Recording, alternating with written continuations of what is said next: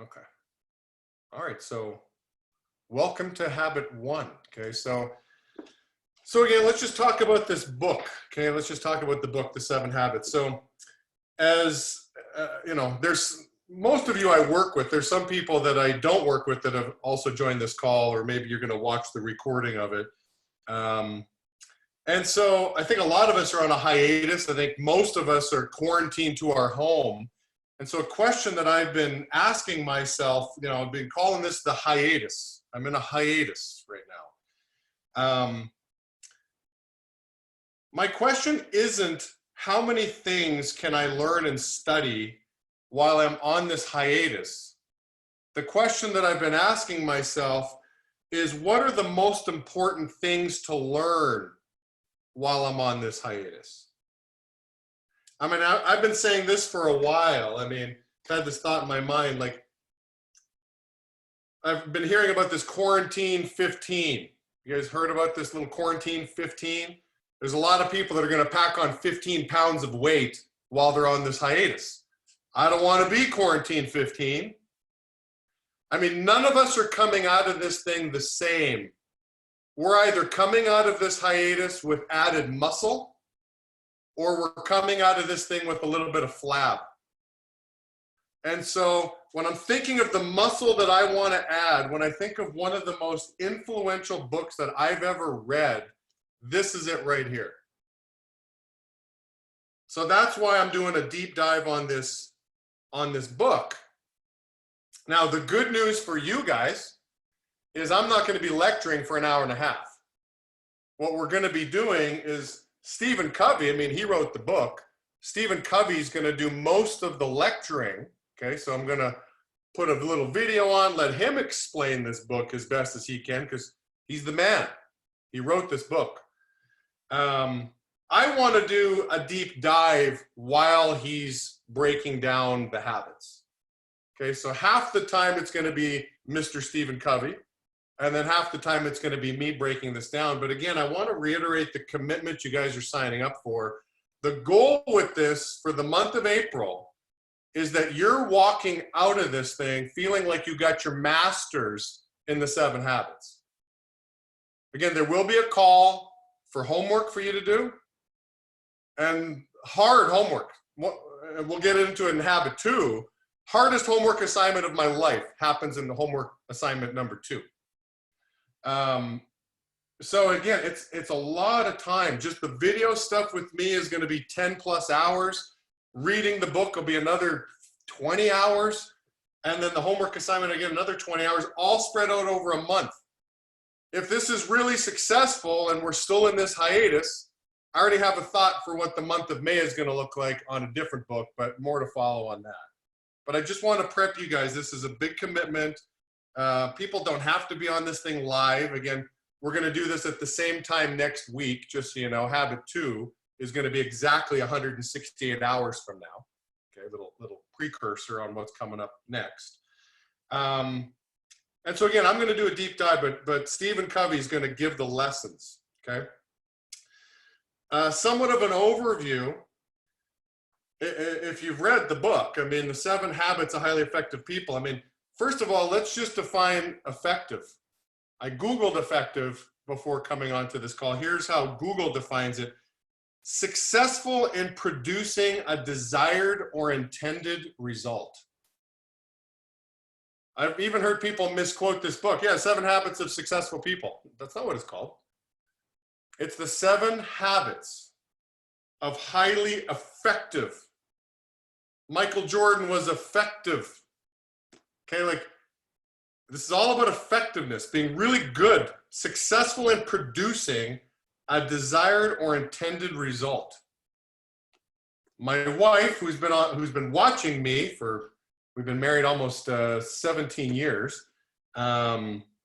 She would say that after I read this book and went to these courses, she's like, you turned into a machine in business. Like, you've turned yourself into these habits. I didn't have to think much anymore once they became habits. The habits took over and became very machine-like, and I've been really trying to produce good results. And again, I would credit this book for that. and the studious nature I had with this book. Okay. The overview, habits 1, 2, and 3, if you've already studied the book, okay, there's 7 habits. 1, 2, and 3 are all about the personal victories. Okay, as Stephen's going to put it, you go from being dependent to becoming independent. Okay, the habits 1, 2, and 3, all about just private victories, stuff the world doesn't see. Habits 4, 5, and 6 are going to be the public victories, the stuff that everybody can see. And habit 7 is going to be about renewal, the habit of renewal. Just kind of an overview. So 1, 2, 3, the first 3 lessons here are going to be on self-mastery, if you will. And then habits 4, 5, and 6 are going to be public victories. All right. Again, the goal is that you're getting your MBA in the 7 habits. You're getting your MBA. So I'm going to turn on a video. I'm going to share the screen. Feel free to chat on the video or the chat room here. And we're going to have some Q&A. We're going to have some stuff. But Stephen's going to talk for about 45 minutes. I don't want you tuning out. Listen to this man. Okay? This is him live at one of his conferences. Get comfortable, and then I'm going to talk for about another 30 minutes when this thing's all said and done. Okay, you guys ready? All right, let's get this video. Turn it up nice and loud. Get your popcorn ready.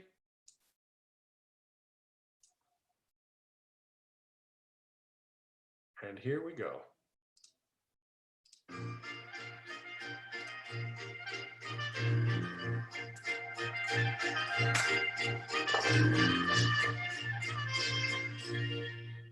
Now we want to look at the foundational habit, habit 1, to be proactive. Why foundational? Because all of the other habits flow out of it. If habit 1 is present, you can cultivate the other 6. If it is not present, you will not cultivate the other 6. Habit 1, be proactive, basically means that your life is a product of your values, not your feelings. That your life, or the organization's life, is a product of your decisions, not your conditions. The opposite of being proactive is to be reactive, which basically means that your life is a function of your feelings, your moods, your impulses, other people's treatment. The underlying principle of habit 1, be proactive, is to take responsibility. The concept is you and I have the capacity to choose our response. If you don't believe that you're capable of choosing your own response, if you don't have that vision of yourself, if you're deep into victimism, I'll just about guarantee you, you will become disempowered. You will not begin with the end in mind, with careful thinking about the future. You'll be a function of the past. You will put second, third, fourth, and fifth things first, with your ladder leaning against the wrong wall. You'll think win, lose, or lose, win. You'll always seek to be understood first, rather than to understand. And you'll be constantly botching all kinds of relationships because both parties feel misunderstood. Ego battles will develop. At best, you'll end up with compromise instead of synergy, and you will not take the time to sharpen the saw because you simply don't have the time to get gas. You're too busy. You're buried in the thick of thin things. That's why habit 1 is so foundational, so basic. It is the vital, foundational component of every other habit. Again, let's define it as the capacity, the desire to subordinate impulses, moods, feelings, conditions to values based on principles. To subordinate until little by little our emotional life, which was once like this, gets ironed out. You still may have some ups and downs emotionally, but there is a steadiness, a constancy in your nature to where you can make and keep promises to yourself and to others, where you can treat others with kindness without capitulating your convictions. In short, to where you can begin to practice the other habits which build on top of it. How many here feel better when the weather outside is great? There's physiological reasons for that. Endorphins are released, chemical substances inside the mind through sunlight. How many do better when you feel better? That means we're reactive to the physical culture. If you were proactive, you would carry your weather within you, regardless of the physical culture. And through exuding positive energy and smiling, you also release endorphins. What about the social culture? How many feel better when you're treated better? How many do better when you feel better? That's being reactive to the social weather, the social culture. What if you could learn to carry your social weather inside so that you can be consistent in extremely difficult, adverse situations in pursuing worthy purposes and living by natural laws or principles? That's what it means to be proactive.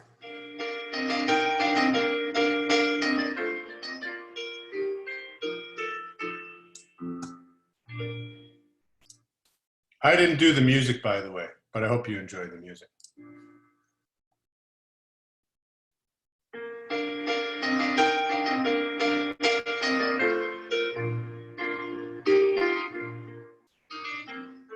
We're tested every day in 1,000 little ways, in the ordinary things. And if we are proactive in those things, it gradually develops extraordinary capability in handling major setbacks or disappointments. But oftentimes, we look into the more spectacular, the more dramatic, the larger issues to see the obvious energy of proactivity, of habit one. For instance, Viktor Frankl, the Austrian psychiatrist, imprisoned in the death camps of Nazi Germany. This stuff here is really powerful. There's a book, one of the first books Gary Polson ever bought for me was this author. His name is Viktor Frankl. The book is called Man's Search for Meaning. I have never read a book. You know how some people would say, yeah, I got this book, I just couldn't put it down.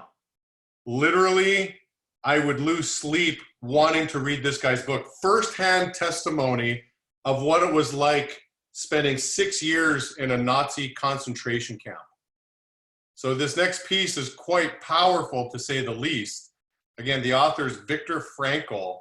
The book is called Man's Search for Meaning. I would recommend all of you to read this book. Unbelievable book. Because he was a Jew, experienced unbelievable indignities and tortures. He was raised in the Freudian tradition that you're basically a product of your childhood. He worked on that assumption, that paradigm. But while he was in the death camps, he began to observe some very interesting things. Some people were animals, others were saints with the same circumstances. He himself experienced terrible things. Some of his own loved ones were cremated. He expected the same fate. For some reason, they saved him for experimental purposes. One day, they stripped him naked, put him under white light, and began to perform those ignoble sterilization experiments upon his body. And he discovered what he called the last human freedom, the power to choose my response to any condition, to anything that happens to me. He called the last human freedom. And he cultivated a sense of meaning so that he saw himself in his imagination lecturing to his students in Austria following his release from the death camp about the very experiences he was having at the time, about the insights, the learnings he was acquiring. And he came to postulate that the highest value at all is the power to choose your attitude in situations over which you have no control. I mean, when you hear this, doesn't it make the field sound so juvenile? I mean, you're choosing, the highest value is the power to choose your attitude in situations. I mean, think of the situation this guy just went through, Viktor Frankl. I mean, again, powerful. I mean, the habit of proactivity, anybody going through the field, anybody dealing with potentially high emotional ups and downs in their career, which sounds like the field, the habit of proactivity is what conquers those emotions. But that was the last human freedom. You want to see evidence of that? How many of you have ever had a loved one, a dear friend, family member, go through a terminal illness with a magnificent attitude? How many have experienced that? Now look at the hands, look at the number. How many of you were enormously inspired by such modeling? Same hands. I just saw that with my sister, Marilyn, who just recently passed away. The night before she died, she told me, my only desire is to teach my children and my grandchildren how to die with dignity and with a desire to contribute and to live life nobly and based on principles. And the cancer inside her lung was like a tree growing up. But her whole focus during the months, even years that preceded this, was constant teaching. Those children and grandchildren, friends, loved ones will be inspired and ennobled by such modeling, such mentoring the rest of their lives. Between what happens to us, the stimulus, whatever has happened to us, or what is now happening to us, between that stimulus and our response is a space. In that space lies our power and our freedom to choose our response. In these choices lie our growth and our happiness. A quote that I got my kids to memorize at a young age: life is 10% what happens to us, stimulus, and 90% how we react to it, response. When you read the book, he spends a lot of time on this. In between stimulus and response is the power to choose.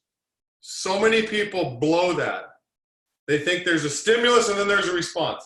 Well, this guy treated me poorly, therefore that's why I did what I did. It's like, well, no, hang on. You own the power to choose in between the stimulus and response. So again, he spends a lot of time in the book over this, but this little diagram is worth taking a snapshot in your brain, understanding that, again, life is 10% what happens to you and 90% how you react to it. In other words, with the right choices, eventually the response we choose begins to influence the stimulus. This is what Viktor Frankl discovered. And through exercising his memory, that is his self-awareness, and his imagination, and his conscience, by asking questions such as, what is this situation asking of me, instead of what do I ask of it? Why are they doing this to me? And also by exercising his own independent will, this freedom became larger and larger until it was larger than his Nazi captors. Not his liberty. Liberty is a condition of the environment. Liberty is a condition of the externals. Freedom is a condition of the person, of the internals. We have control over our freedom, not in the short run over our liberty.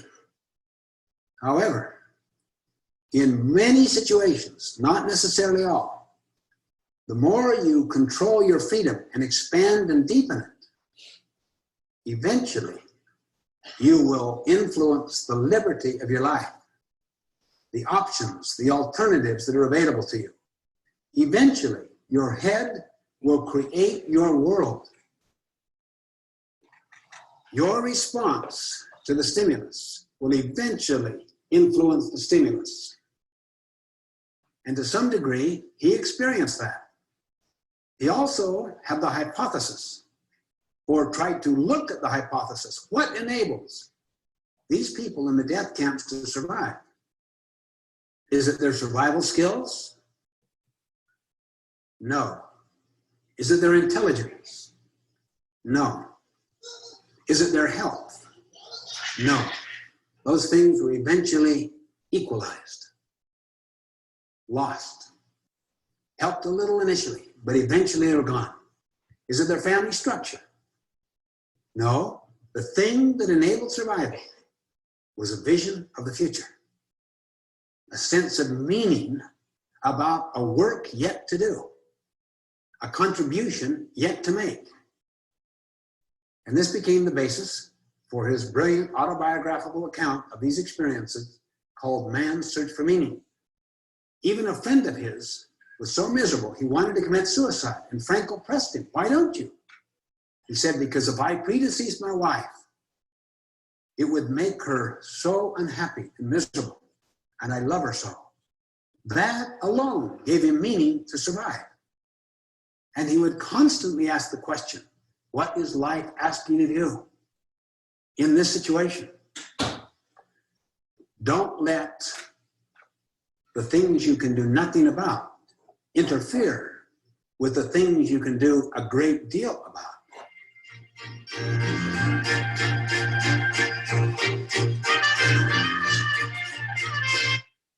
Pretty powerful stuff, Viktor Frankl, huh? Man's Search for Meaning.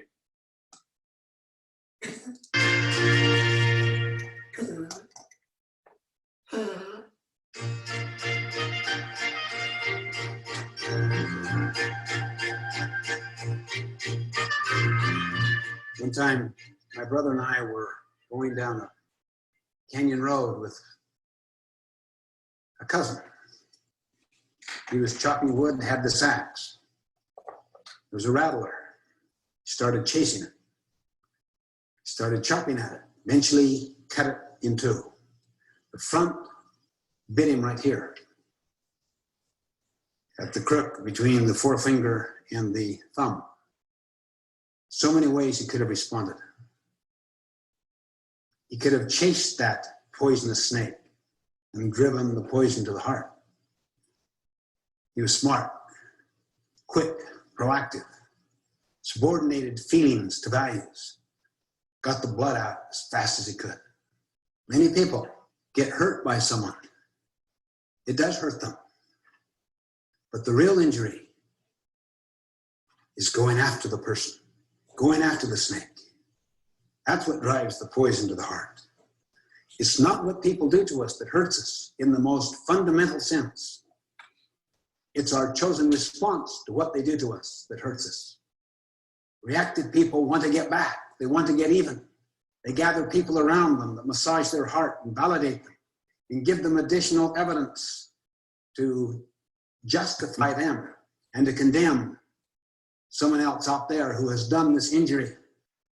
A lot of people gather together daily and confess the sins of their bosses. It becomes the fabric, the content of the coffee break and the lunch. Highly reactive. Proactive people learn to get the poison out and to move on. To forgive, to forget. Resentment means to live it again and again and again, and to fester, feed upon it. The net effect is to get filled with negative energy, to polarize, to seek self-justification, to look for data. That which we want to believe can easily be supported by data. The way you interpret data, as Eleanor Roosevelt put it, nothing can make you feel inferior without your consent. As Gandhi put it, no one can take away your respect unless you give it to them. Proactive people who act on the basis of their values, their purposes, their vision, don't give their power away, their freedom, their power to choose, to other people's weaknesses.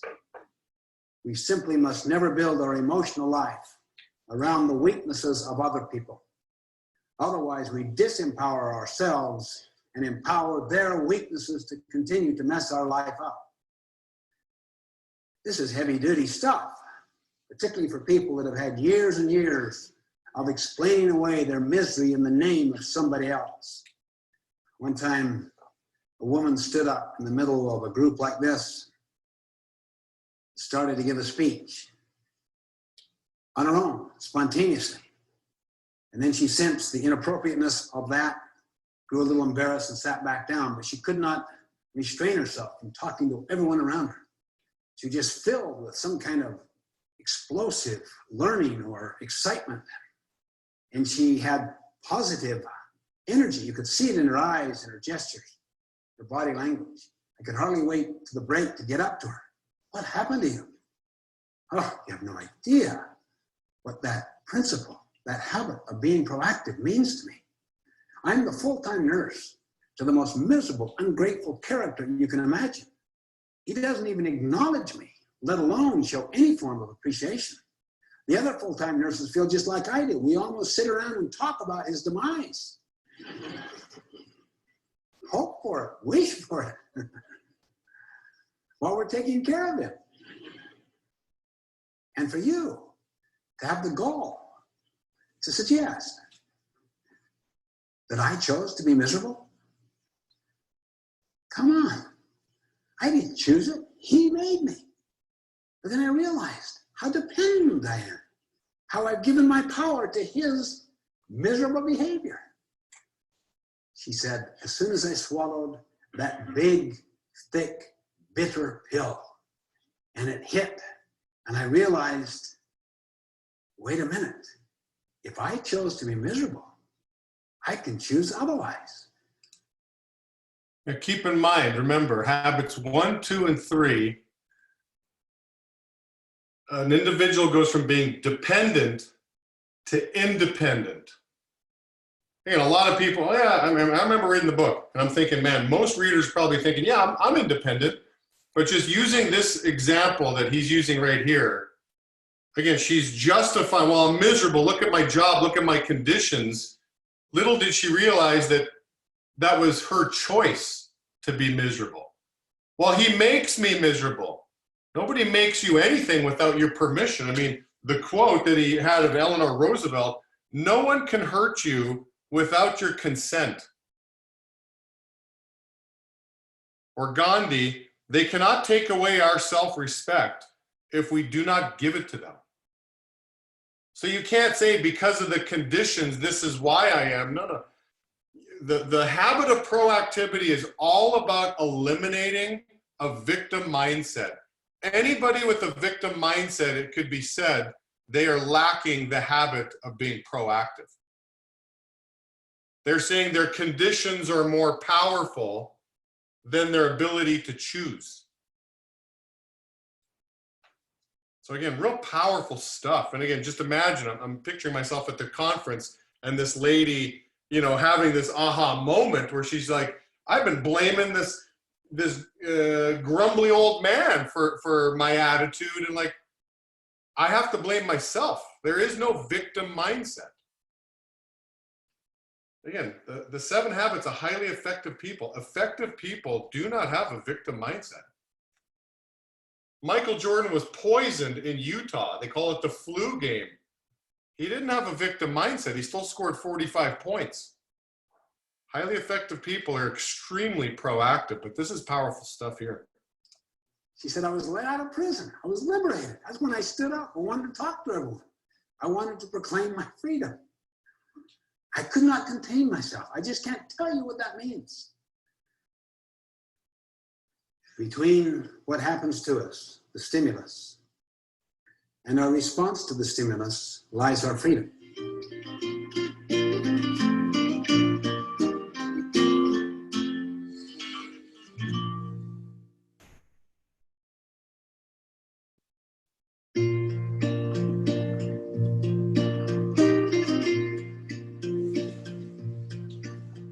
All our behavior and our actions flow from our paradigm. Deterministic psychology tends to break out into 3 areas, 3 fields: genetic determinism, psychic determinism, environmental determinism. Genetic determinism basically means your grandparents did it to you. Yeah, I have a short fuse. It just seems to go through generations. My father has one, his father. Yeah, I'm a night person. Yeah, whole family is. Don't talk to me in the morning. I'm not pleasant. After studying all this, anybody that I worked with, that because I asked people to come in early to work, and anytime I'd hear somebody say, "Yeah, listen, I'm not a morning person," I mean, this is what he's talking about here. I mean, that paradigm of I'm not a morning person. Listen, it comes back to choice. Can you choose to be a morning person? I mean, are you a victim to I'm not a morning person? Like, it's a choice. You can't say I'm not a morning person. This has come through the generations. You see, what if I had a predisposition because of my genetic makeup? Okay, that is the stimulus. Between that and our response to it is our freedom to choose our response. So what would we do? We'd adopt a lifestyle so that it didn't activate that genetic tendency, so that our lives were not made dysfunctional from it. Now, this isn't to say that we are not genetically powerfully influenced. It is to say that we are not genetically determined. And the difference between being influenced by and determined by is 180 degrees. Psychic determinism means your parents did it to you, not your grandparents. It didn't come through the DNA necessarily, the chromosomal structure of the DNA. Your parents did it to you. It's the way they raised you. It's very Freudian. Child is father to the man. That means the first few years of childhood, how you were treated and raised, how you were rejected, how you developed deep psychic wounds from those abuses of one kind or another, so conditioned your emotional makeup, your personality, as to last a lifetime. The child is father to the man. And many have heard, once you're 6, 7, 8, that's it. It's pretty much in concrete. There's not much you can do. Psychic determinism. No question, those forces powerfully influence us. In fact, for the first several years of life, until the time of self-awareness around 7, 8, 9 years old, there is no separation between stimulus and response. So that whatever stimulus went in here went right into the response. And the psychic scarring is there. The genetic tendencies are there. As soon as self-awareness begins to take place, there's a separation. This space, this freedom and power to choose. Then those tendencies are still there. So we're powerfully influenced by genetic and psychic forces. They're there, but we still have this space. We can behave in ways that might even possibly erase these, or if not erase them, subordinate them, eclipse them, render them non-functional. They still may be there to some degree. Possibly they could be erased through different kinds of therapies. The point is, you still have this freedom to choose. Even if it's that much, work on it. This whole idea of I am a product of something instead of I am the programmer that chooses my response to that product. Environmental determinism basically means that your spouse is doing it to you. Your boss is doing it to you. Your culture is doing it to you. Environmental determinism embraces the whole concept of external cultural influences. Again, without any question, we're influenced by those factors. Need to be factored in, but not determined. That's why habit 1 is the habit of personal vision. You can choose your response by the exercise of that freedom. I'll give you guys a second to write that down. I see a lot of you guys scribbling. A habit of personal vision, you can choose your response by the exercise of that freedom. That power to choose, the highest of the powers. In that space are 4 human endowments: self-awareness, imagination, conscience, and independent will. Frankl could envision himself. He could see himself in a whole different situation. A company can envision its future. That's why they say the essence of leadership is vision and the ability to create a culture around that vision so that there's commitment toward that vision that is common, so that everyone exercises collectively their imagination. Even though they have this awareness of the swamp-like culture they're in now, they're aware, see, self-aware. They stand apart and can examine. If we live out of our memory, we're tied to the past and to that which is finite. When we live out of our imagination, we're tied to that which is infinite, has unbelievable potentiality, because we barely scratched what is inside of us. And then independent will. We can act on that imagination. We can act on that conscience, the universal conscience of all mankind, and we can act upon it. We could swim upstream. We could go against the current. You need all 4 human endowments to optimize. Self-awareness is not sufficient. In my opinion, it's focused on too much. The constant exploration of one's past and the psychic and social scarring that took place. Not that it is not helpful and useful. I think it is. But it is not sufficient. It gets imbalanced if you don't use your imagination to create something new, to find a new meaning, a new value, a new future, and to independently exercise your willpower to move toward it.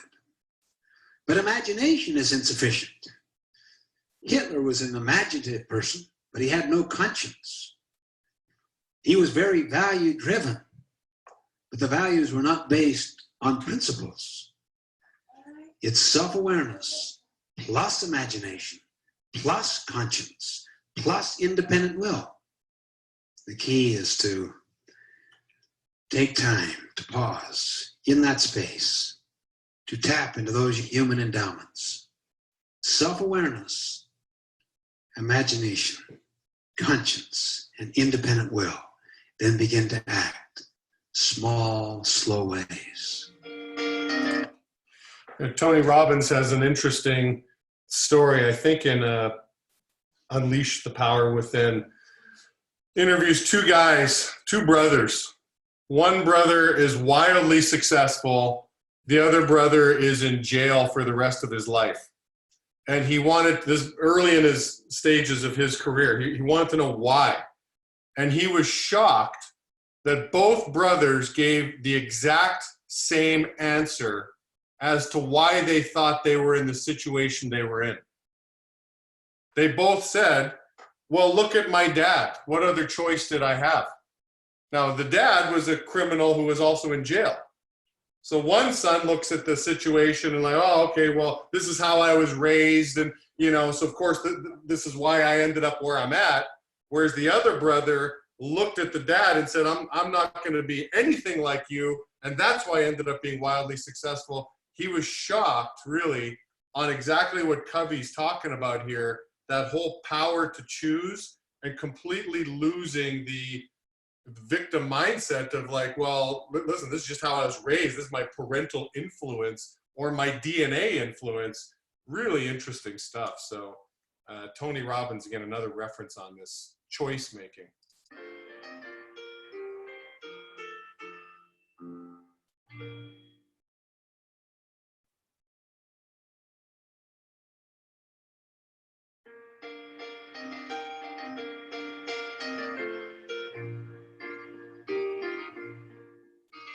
You can usually tell a person's proactive or reactive nature by listening to their language. It's kind of the fingerprint of where the locus of control is, whether it's inside or outside. Really. I can't do this. I have to do this. I had a student one time. Would you excuse me from class? I have to go on a tennis trip. I said, what? And we just finished talking about how the language of the proactive person is, I choose to, I prefer to, yes, no, I will. The language of the reactive person, I have to, I must, if only, I can't, I haven't time, I'm low man on the totem pole, look what's above me. The people who need this aren't here, or if they are here, they're not getting it. I was going through all of that. He said, excuse me from class, next week I have to go on the tennis trip. He said, what? I have to go on the tennis trip. You what? I have to go. You have to go? You have to go? Oh, yeah. What'll happen if you don't go? They'll kick me off the team. Seems like a natural consequence to me. You don't go on the trips. You can't be on the team. What'll happen if you don't come to my class? I don't know. What's the natural consequence of not coming to class? I don't know. I mean, think. What naturally will happen if you don't come to class? Well, I mean, you wouldn't kick me out, would you? That would be a social consequence. That's artificial. It's not natural. If you won't participate, you shouldn't be on the team. On a tennis team, that would be natural. What will naturally happen if you don't come to class? I guess I'd miss the learning. That's right. I know if it were me, I'd choose to go on the tennis trip. But never say you have to do anything. You have the power to choose.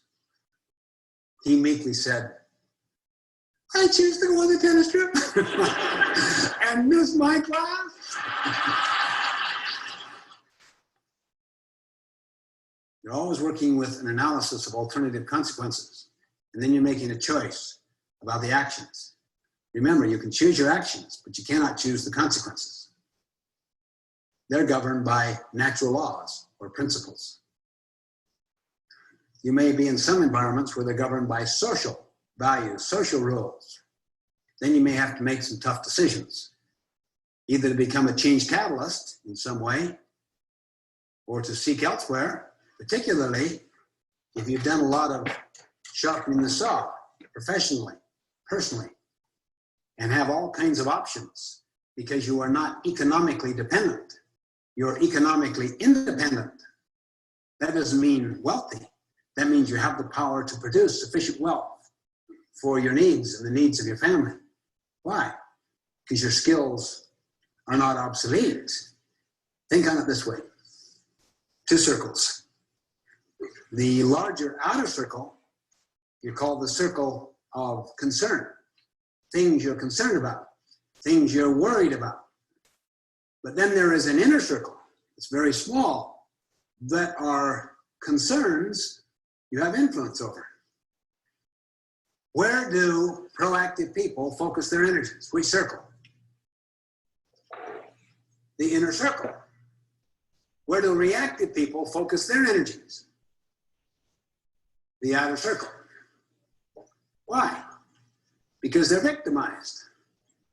Look at this person I have to live with. Look at how my boss has dead-ended my career. She says she has an open mind, but she has a closed mind. Look at these kids. They're driving me crazy. Why do you choose to go crazy? Well, I mean, what else could you do? What else could you do? Well, I don't know. Think. I don't know. Think. What other alternatives do you have other than going crazy? I don't know. Think hard. I mean, as funny as this is, I mean, think about that. Think of how many situations where you're like, it feels like you have no choice. I mean, there's just so many situations that come in front of us where you feel like you really have no choice. And here's Covey, like, think. Like, well, what could you do to not drive yourself crazy? I mean, boy, this stuff plays out big time in the field. I mean, again, the habit of proactivity is really the habit to choose and like own your decisions. Master of your domain.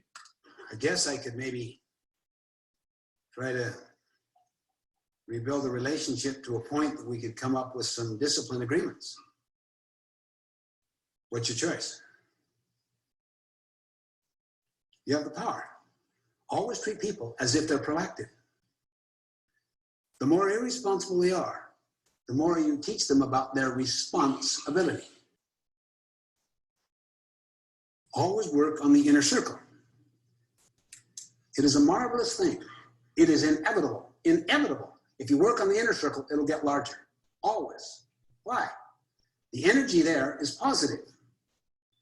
You're doing something at the outside edge of that inner circle that wins more confidence with other people. The way you treat them, the way you make and keep promises, the way you apologize when you make mistakes, the way you gather feedback, the way you give feedback, the way you're trying to play God in someone's life,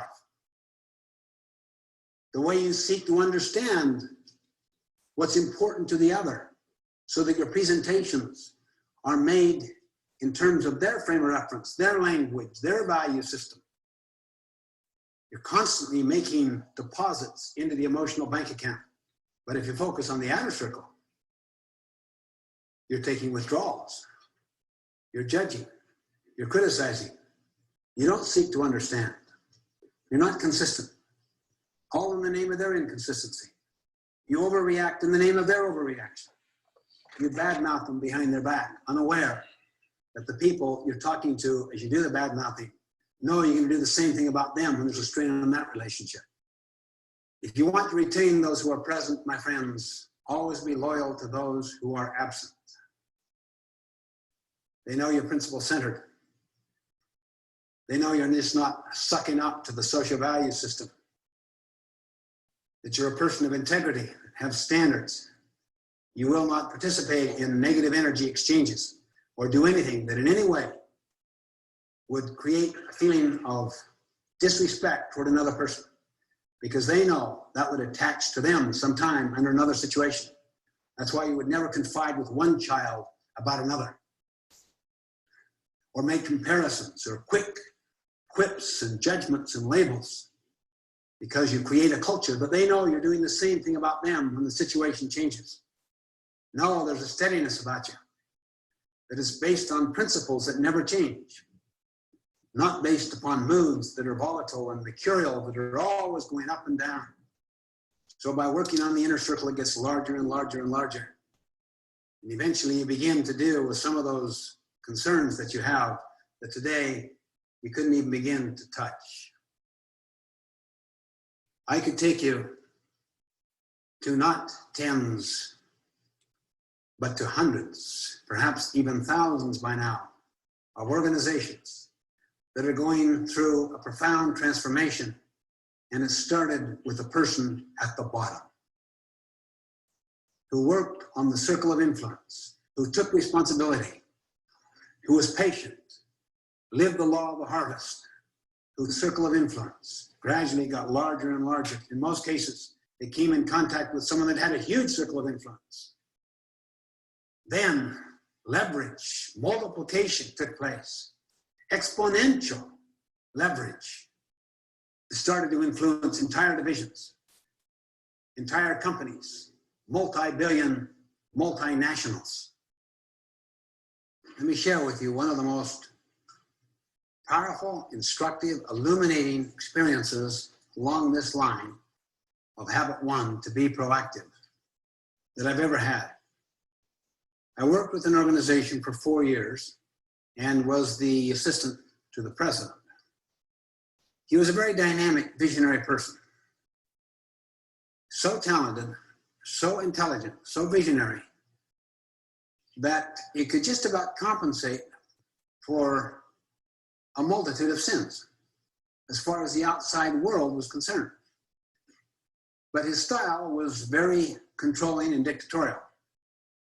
Consequently, all the people around felt that they were treated like gophers, as if they had no judgment of their own. Go for this, do this, gopher, gopher, gopher, gopher, gopher, see. And they would sit around, basically, in the executive corridors, confessing the president's sins. Swapping war stories. Let me tell you the latest. I had things going. He came into my department, gave a different signal, totally disrupted the whole. You think that's, wait till you hear this. Hey, why don't we get together at lunch and go further into it? It's fun. It's fun because it becomes a kind of common cement that unites you. Construction people have the expression bad mud, meaning if the basic content of the brick is flawed, you stress the brick, it'll break. It's the same thing happens every time you badmouth. It's bad mud. At the time, it unites you, but you take a stress on that relationship, it'll break it, because they know you're doing the same thing. The inner circle withers. One man, name was Ben. He was proactive. His life was not a function of the president's weaknesses. He was aware of them. They were in a circle of concern, but not a circle of influence. Therefore, he smiled a lot. He didn't disempower himself. He used his strengths to compensate for the president's weaknesses in his own small circle of influence, with his own people. Very strong, considerate, courageous, buffer. He ran with the president's strengths, which were prodigious, enormous. So in his area, the president's strengths and his strengths compensated for the president's weaknesses. Started to cause his circle to get larger in his own area. He also exercised so much more initiative. He was treated like a gopher, go for this, but he was the best gopher around. He not only went for the data, he tried to anticipate the need. I think the president wants that for a board meeting. I'm going to give him the data, the analysis of the data, and the recommendations based on that analysis. And I'm going to put it in the presentation form. The president would say to me, I can't believe, man. It's just amazing, really. Look what he's done. I asked him to get this. He anticipated my need. He's analyzed it. He developed alternative recommendations. He came up with one, and it's in the form that I can make to the board. I think I'll have him make it. Circle of influence. Next meetings. Go for this, go for this, go for this, go for this. Ben, what's your opinion? What do you think the reactive minds did in the executive corridors that day? See, reactive people are always looking for evidence. I'll bet there's some kind of favoritism going on here. The problem is, Ben dealt with them in the same way he dealt with the president. Over a 4-year period, I saw Ben become the number 2 person in the organization. His circle of influence got so large. Even the president would not make any significant moves without Ben's blessing. And Ben read the culture, understood the culture. So the president's weakness in style was being compensated for by Ben's strength with cultural awareness, so that the president's judgments about how to implement this vision, actualize the vision, was strengthened. Amazing thing.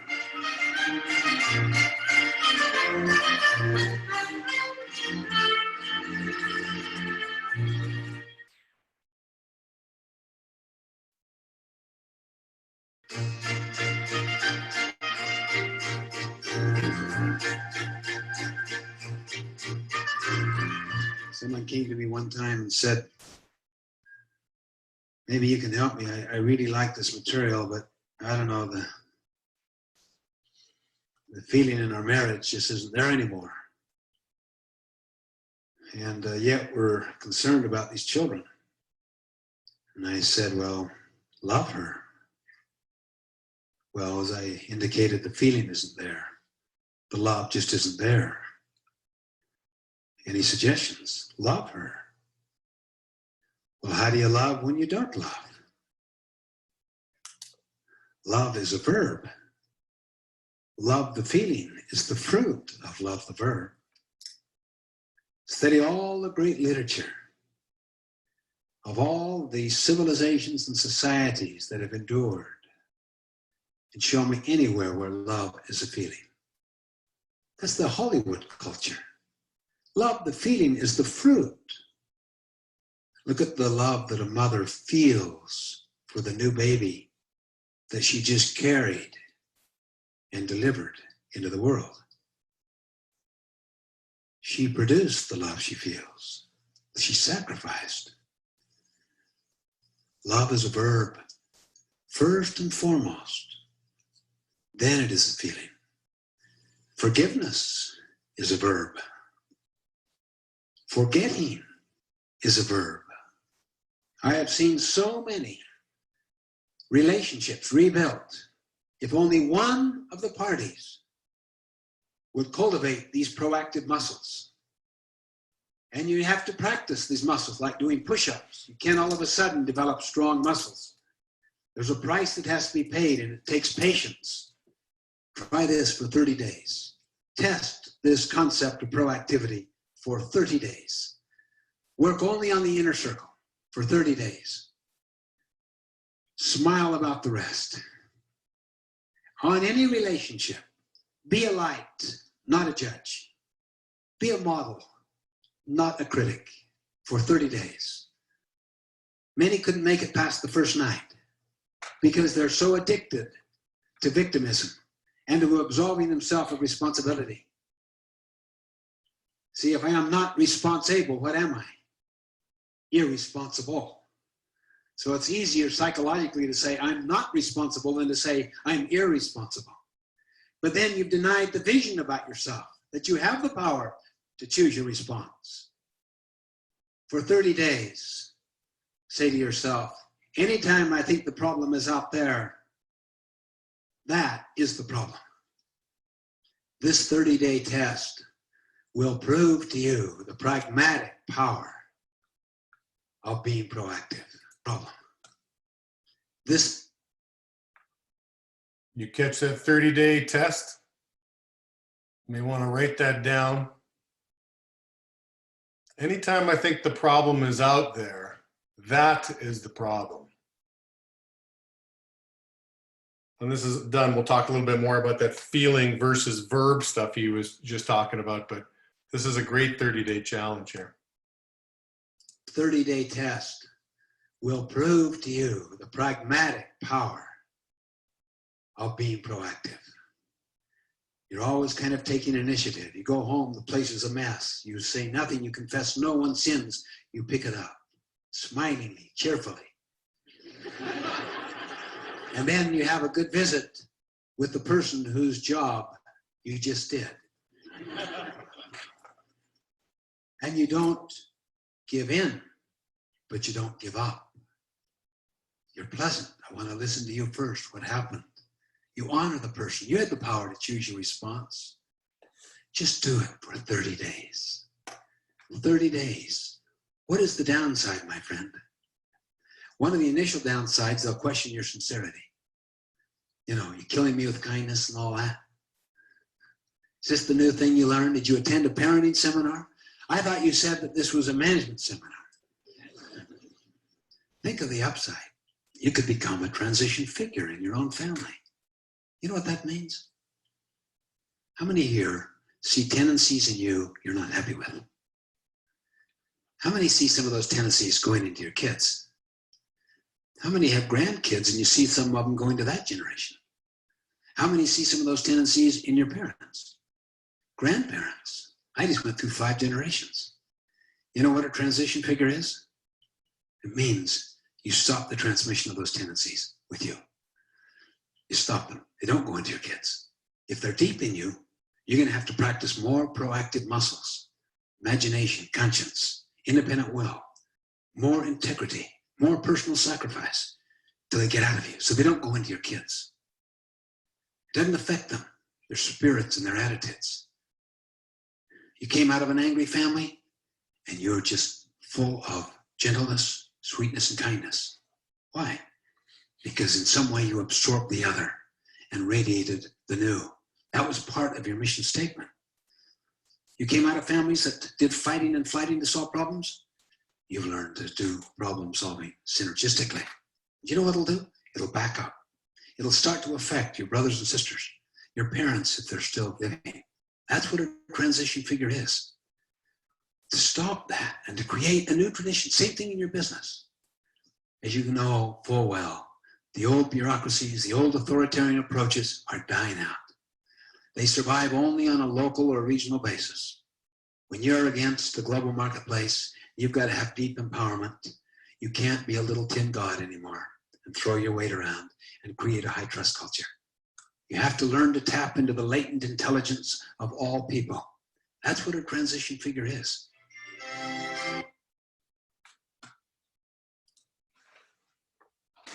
Okay, holy moly, huh? So, couple thoughts. We'll get into some, you guys have been throwing lots of stuff up there. So, yeah, I thought that was interesting, the whole feeling versus verb. You know, like, you know, love the feeling is the fruit of love the verb, right? A verb. Verb is action. So again, he says that the love is a verb, an action first and foremost, and then it is a feeling. You can look at all this with, you know, again, he's talking about forgiveness and things like that too. But interesting, again, part of, again, being proactive. I mean, here's the highlights. If I had to summarize the habit of being proactive into 2 sentences, proactivity means that as human beings, we are responsible for our own lives. Our behavior is a function of our decisions, not our conditions. Like, there's no victim mindset. He breaks down the word responsibility, response ability, response able. I'm able to respond. Reactive people are driven by feelings, circumstances, conditions, environment. That's reactive people.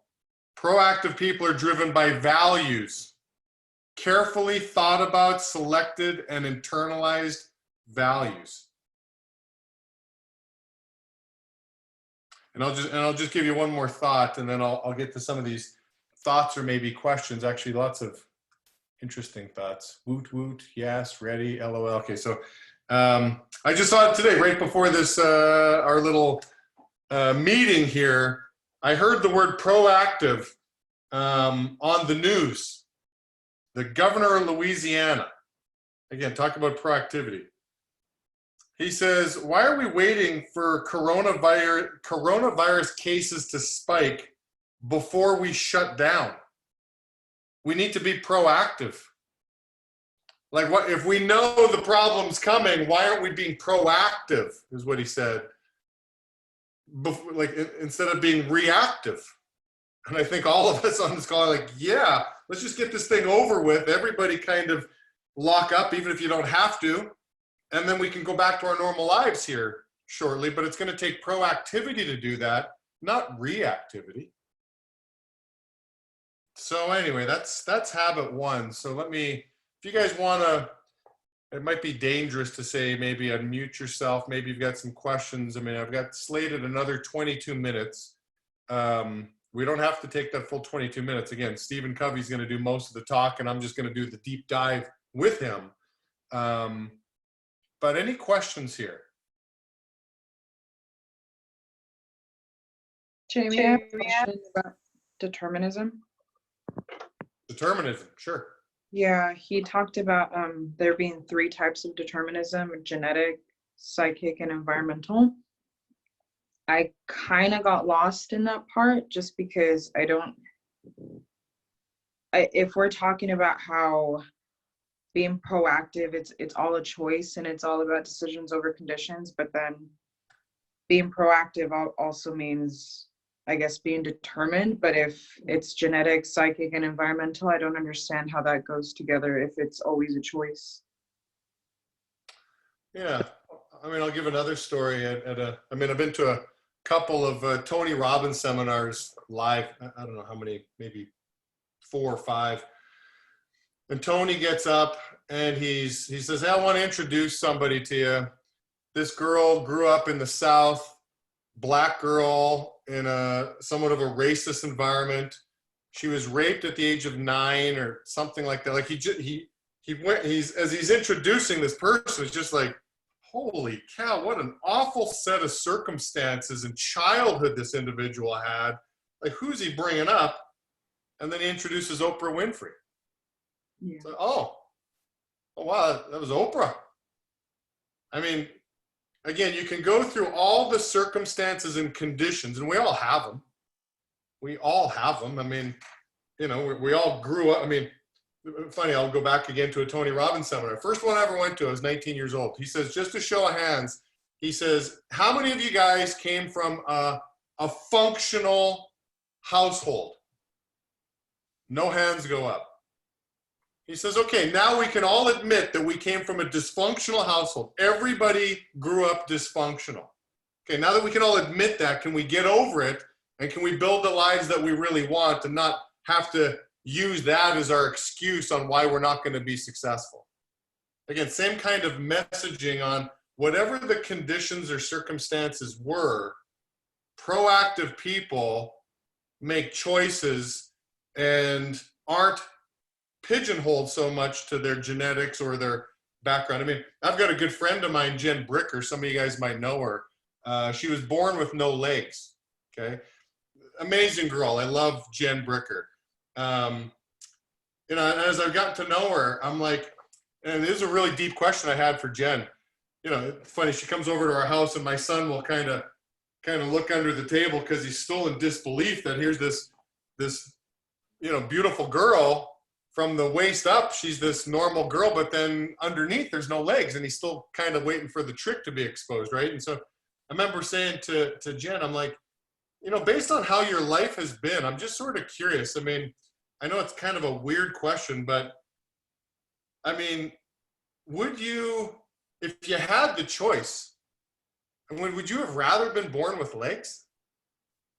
I know it's kind of a weird question to ask, but I'm close enough with her. I could ask that. She says, you know, I put a lot of thought into that. She goes, I am so thankful that I was born with no legs, because these opportunities that have opened in my life, from public speaking to she went on tour with Britney Spears doing some gymnastics and stuff like that. She got to the point where she had a ton of gratitude for something that most people would look at and be like, oh man, am I ever lucky I'm not Jen Bricker. No, she's thankful. She doesn't look at that as a disability. So again, whatever the circumstances are, and you can rattle them all off, and Covey categorized them into 3. Circumstances, conditions. Again, proactive people are a function of their decisions, not their conditions. So again, I'm not sure if that helps you, but again, the habit of being proactive just completely erases any ounce or trace of being a victim. There is no room for being a victim with proactive people, ever. So the three types of determinism, are those all related to being reactive then? And so is that what he's saying, that those are all just things that, like, if you're reactive, those are the three types of determinism? Just three conditions, three circumstances. Okay. Okay, I understand. Okay, thank you.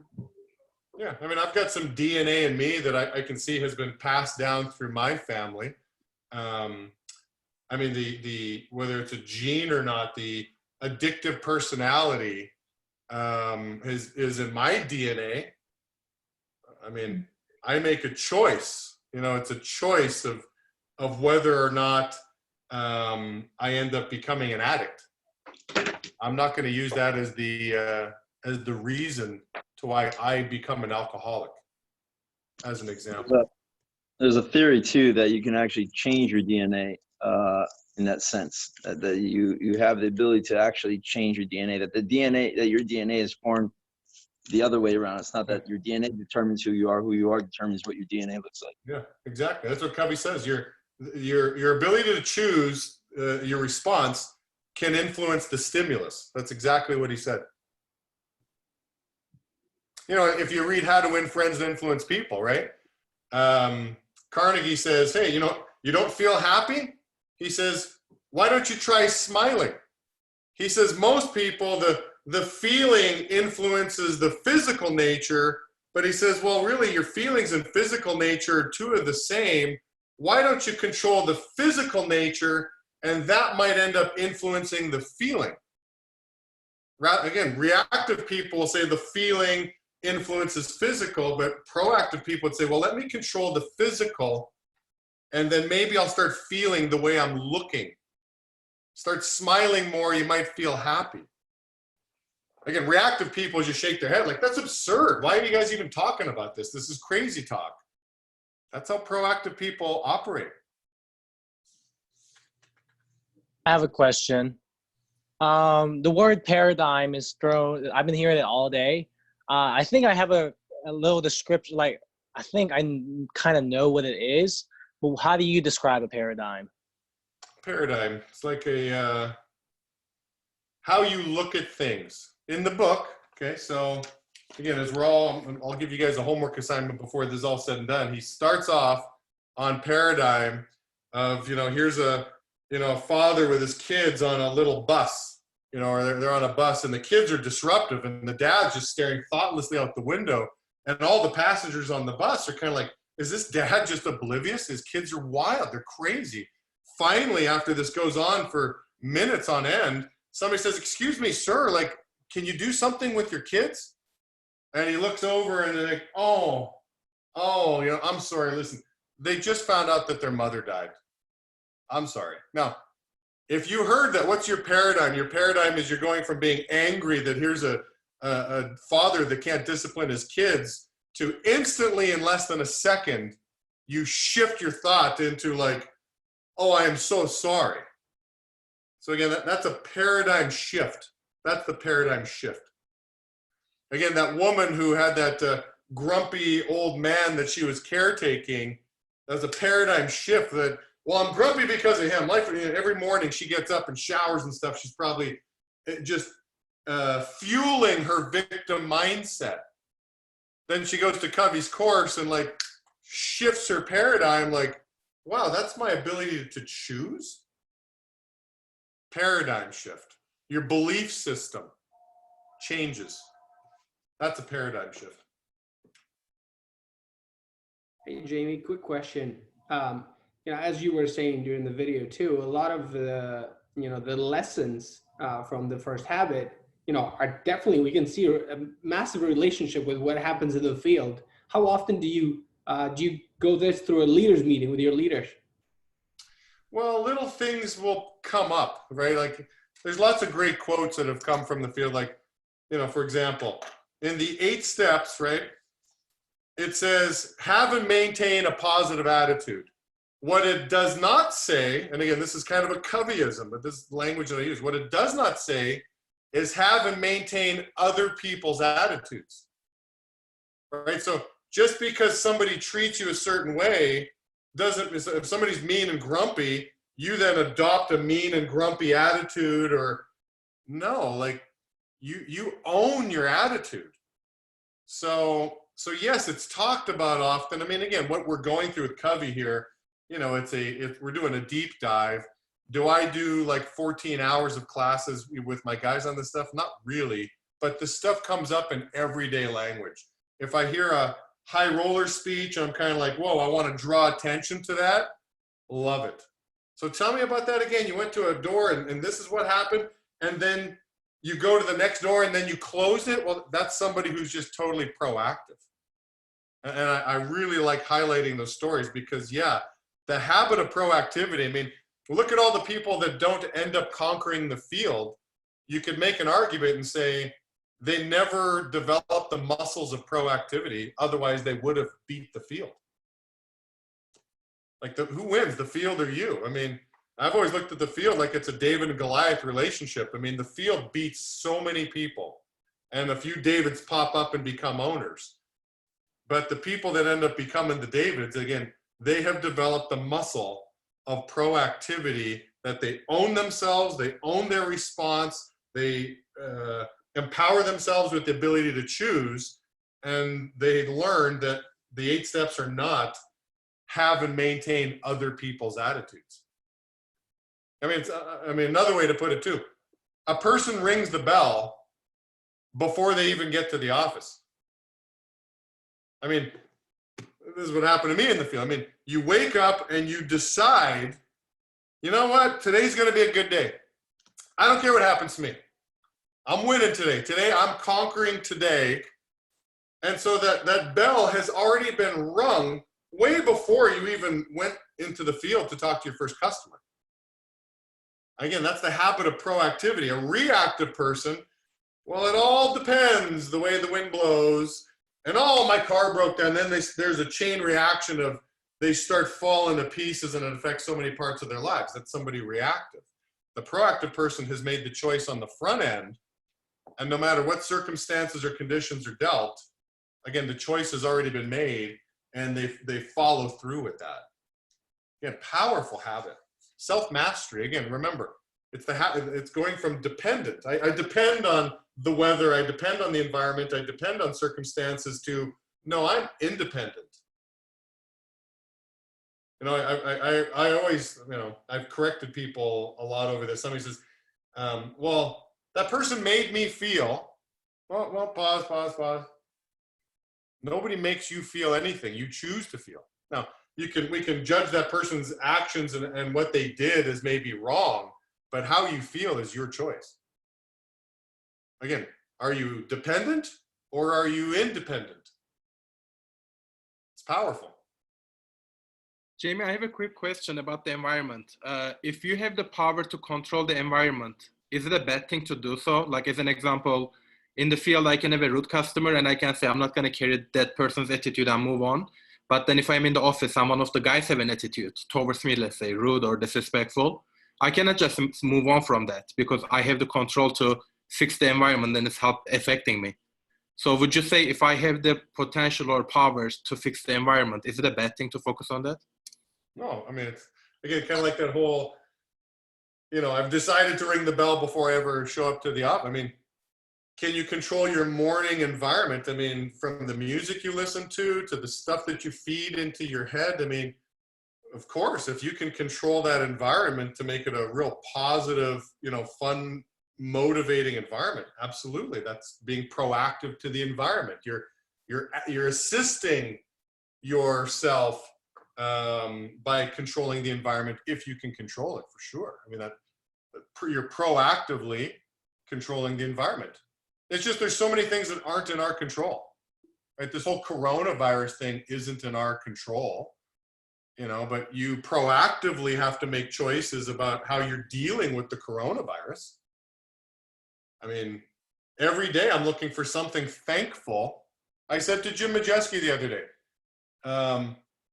one of the things I'm thankful for with the coronavirus is I'm hearing your voice a lot more lately. Thank you, coronavirus. Again, I choose how I think. I'm not a victim to this stuff. But every day I'm looking for a coronavirus blessing, and I'm finding them. They're all over the place. Not the toilet paper, however. That one, I haven't figured out a way to be thankful for that yet. But anyway, that's different. I think the I have a quick question.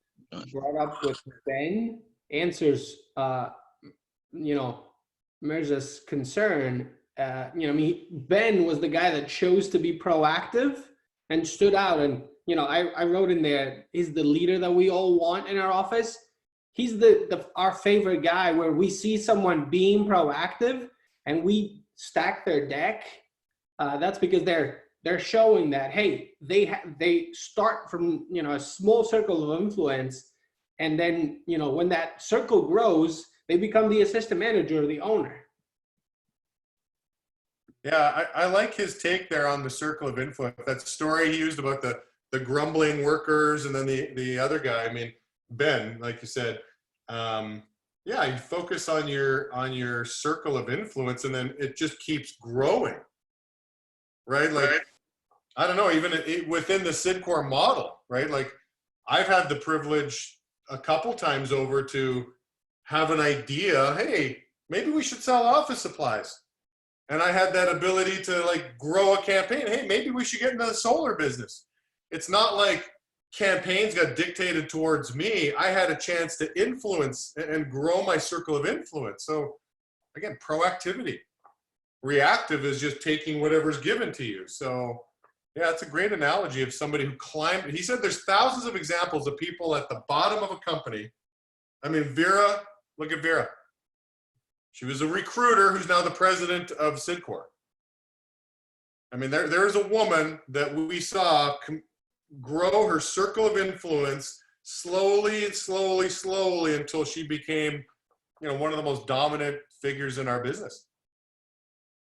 So yeah, big time proactive muscles there. All right, so before I run out of time, oh, sorry, go ahead. I'll do one more. I do have a quick question, right? Sure. My name is Priye. When I started the business, I used to have a lot of complaints. Like I complained a lot. I know that, right? And I was told a lot that I was being a victim.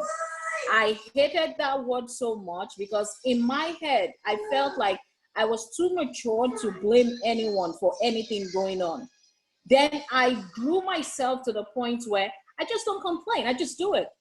So now, listening to Stephen talk about proactiveness, I'm wondering in my head, is it that I grew to become super proactive, or I just want to be sure that am I being proactive? Because now I don't complain. I don't care what's going on. I'm just like, okay, if you just tell me this is what is happening, I'll be like, okay. And I'm just ready to go or figure it out. So I want to know, am I being proactive, or this is me just growing a thick skin or something? I want to be sure. It's a good question. I mean, I would ask, when you were complaining back in the good old days, when you were a complainer, how did you feel versus now that you're not a complainer? How do you feel? I mean, describe the difference of the feelings. Back in the day when I used to complain, I used to like hate everything. I used to feel really bad. I would just feel like I'm not in a good place in the business. I was always crying, like I'm not where I should be. And every time my owner would tell me, you are exactly where you need to be. But now that I don't complain, I feel like way better. Like I don't have those complaints anymore. I actually really feel I'm in a better place. Yeah, short answer is yes. You have been developing the proactive muscles where you're now controlling your feelings instead of your feelings controlling you. That's what you've done. I mean, again, reactive people are driven by feelings, circumstances, conditions, the environment. Those four things. Reactive people are driven by how they feel, by the conditions, the circumstances, and environment. You made a choice to stop complaining, and look how you changed the feel. I mean, again, it's so powerful. We should all have once you realize that you've got the muscles for proactivity, it's extremely liberating. Again, think of Viktor Frankl under the white lights in a Nazi concentration camp, feeling empowered on the last human freedom, as he describes it. And he was looking forward to lecturing his students. He's like, I got to survive this. I have to get out of here. I got to see my wife. I've got to survive. I've got so much to teach the world. I can't wait to use this information that I'm experiencing for the benefit of other people. And he had purpose in that. Like, wow. I mean, it's extremely liberating. Again, you lose the victim mindset. You've embraced the proactive mindset. And now you're independent. You're on the path of whatever's going on around you doesn't matter. I'm independent of it all. So for the sake of time, let me give you guys some stuff. First of all, so again, I'm going to be doing these videos and kind of talking through them. This is what's going to happen over the next 6 habits. If any of you have any thoughts on how to make it better or anything like that, I'm all ears. I've never done this before. I might open up the bridge to 500 people instead of 100 for the next call. We'll see. Might be easier to field questions if it's only 100, so more to follow. But if you guys have any thoughts, let me know. Here's your homework assignment. Okay. You probably saw this one coming. You got to read the book. Now, you don't have to read it by the next call. By the next call, which is again a week from today, April 8th, 1 p.m. Pacific Standard Time. Same bridge, probably the same password. But I want you to read habit 1, and I want you to read habit 2 for the next call. Okay?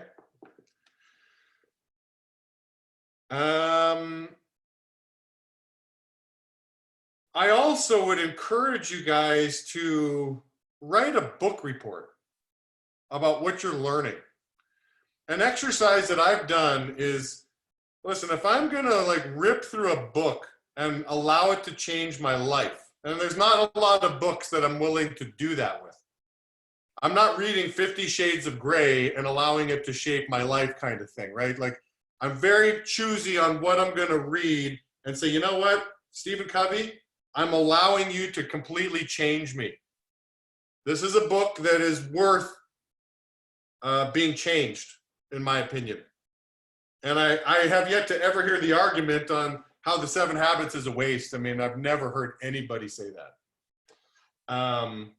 So if you want to cement what you're learning, write a little book report. Okay. Part of what I'm going to be using as the month goes by, this is my 10-page book report that I'm going to be reading that I wrote when I read this book 15 years ago. It's a book report. All that the book report helped me to do, I'm not emailing it to you guys. Hey guys, here's the cheat sheet. Here's the Cliff's notes for today's, forget about reading the whole book. Just read Jamie's little cheat sheet here, 10 pages.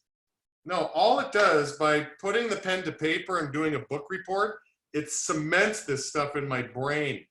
I can recite things that are quoted kind of thing. So I would highly encourage you guys to write a book report as you're reading the book. And then again, next week is going to be a powerful habit. I mean, begin with the end in mind. And I'm going to give you a crazy homework assignment on that one. So again, this isn't for the faint-hearted. This is you're getting your master's in the 7 habits. So dive deep into this, you guys. I don't think there are many things you can do with your hiatus, in my opinion, that are more impactful than what the 7 habits are going to teach you. So I hope you guys enjoyed it. Again, give me some feedback, and I look forward to seeing you guys next week. Adios, you guys. Thank you, Jamie. Thanks, Jamie.